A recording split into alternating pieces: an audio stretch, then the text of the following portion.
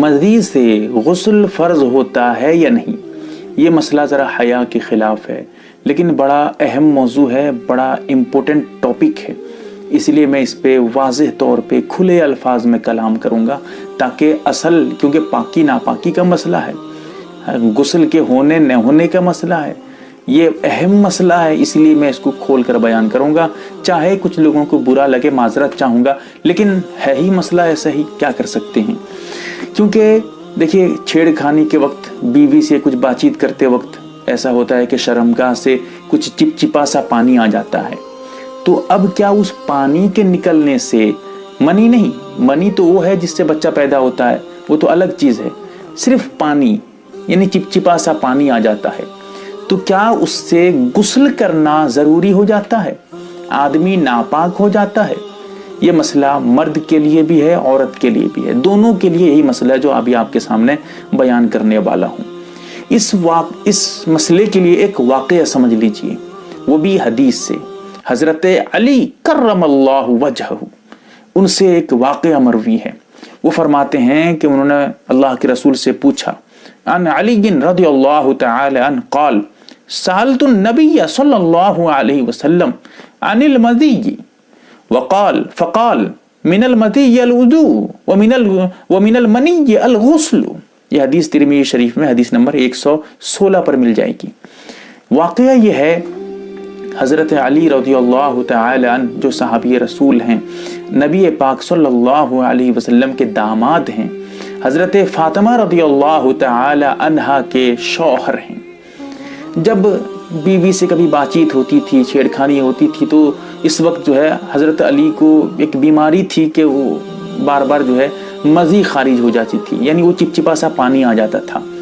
تو حضرت علی رضی اللہ تعالی عنہ جب بھی پانی آتا تھا تو غسل کرتے تھے۔ تو اب بار بار جب غسل کرنے کی حاجت ہوئی، جب بار بار غسل کرنے کی ضرورت ہوئی، تو ان کے ذہن میں یہ بات آئی کہ اسلام تو اتنا جو ہے آسان ہے، لیکن یہ بار بار غسل کرنے سے میں پریشان ہوں، ہو سکتا ہے کہ مسئلہ میں غلط سمجھا ہوں، میرے سمجھ میں یہ مسئلہ غلط آیا ہے،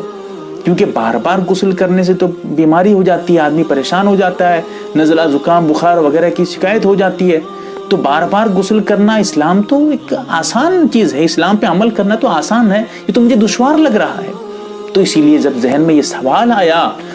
تب اللہ کے رسول سے انہوں نے پوچھا۔ حدیث میں بہت سی باتیں آتی ہیں، بعض حدیث سے یہ پتہ چلتا ہے کہ حضرت علی نے خود نہیں پوچھا، کیونکہ حیا کی بات تھی، خود نبی پاک اپنے سسر سے کیسے پوچھ سکتے ہیں، تو اس طرح مناسب نہیں سمجھے تو کسی اور صحابی کے ذریعے پوچھا گیا۔ تو بہت سی باتیں حدیث میں ہیں، اور بعض روایتوں میں آتا ہے خود حضرت علی نے پوچھا ہے، جو بھی ہو۔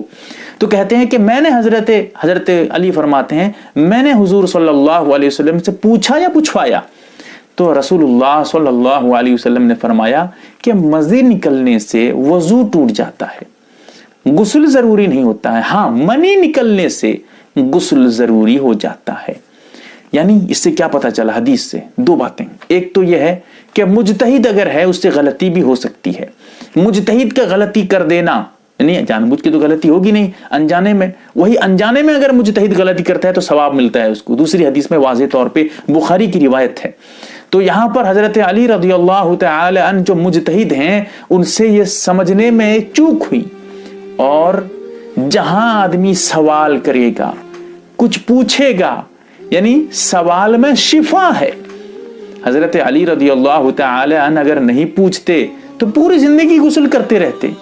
جب بھی اس طرح پانی آتا تو غسل کرتے، لیکن جب سوال کیا گیا تب شفا مل گئی، تب دوا مل گئی،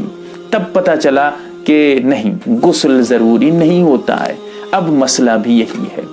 جب آدمی چھڑکھانی ہو یا کسی اور وجہ سے اس طرح پانی آ جائے، چاہے مرد ہو یا عورت، صرف چپچپا سا پانی شرمگاہ سے جو آتا ہے اس کے آنے سے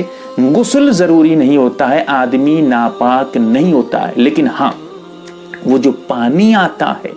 وہ جو پانی نکلتا ہے وہ ناپاک ہوتا ہے۔ اگر وہ کسی کپڑے پہ لگ جائے تو وہ کپڑا، وہ جگہ ناپاک ہو جاتی ہے، اسی لیے شرمگاہ وغیرہ کو اس کے بعد دھونا، جس کپڑے پہ لگ گیا ہو اس کپڑے کو دھونا بھی لازم ہوتا ہے، ضروری ہوتا ہے، ورنہ وہ کپڑا، وہ جگہ جس جگہ لگی ہے وہ ناپاکی، وہ مزی جس جگہ لگی ہے وہ جگہ ناپاک ہو جاتی ہے۔